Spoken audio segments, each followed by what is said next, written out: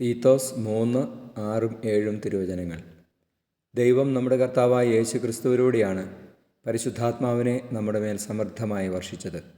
അവിടുത്തെ കൃപാവരത്താൽ നാം നീതീകരിക്കപ്പെടുന്നതിനും നിത്യജീവനെപ്പറ്റിയുള്ള പ്രത്യാശയിൽ നാം അവകാശികളാകുന്നതിനും വേണ്ടിയാണ് ഇങ്ങനെ ചെയ്തത്.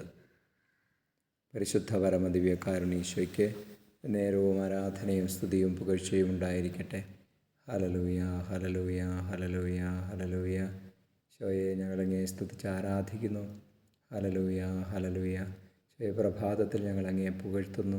പരിശുദ്ധാത്മാവിനെ ഞങ്ങളുടെ മേലയക്കുന്ന ഞങ്ങളുടെ വലിയ സ്നേഹത്തെ ഓർത്ത് നന്ദി പറയുന്നു. ഈശോയെ, അങ്ങയുടെ കൃപാവരത്താൽ ഞങ്ങളെ നീതീകരിക്കുകയും നിത്യജീവനെപ്പറ്റിയുള്ള പ്രത്യാശയിൽ ഞങ്ങളെ വളർത്തുകയും ചെയ്യണമേ. ഈശോയെ, ആരാധന. നമ്മുടെ കർത്താവ് ശംശിഹായുടെ കൃപയും പിതാവായ ദൈവത്തിൻ്റെ സ്നേഹവും പരിശുദ്ധാത്മാവിൻ്റെ സഹവാസവും നിങ്ങളോടുകൂടി ഉണ്ടായിരിക്കട്ടെ, ഇപ്പോഴും എപ്പോഴും എന്നേക്കും. ആമേൻ.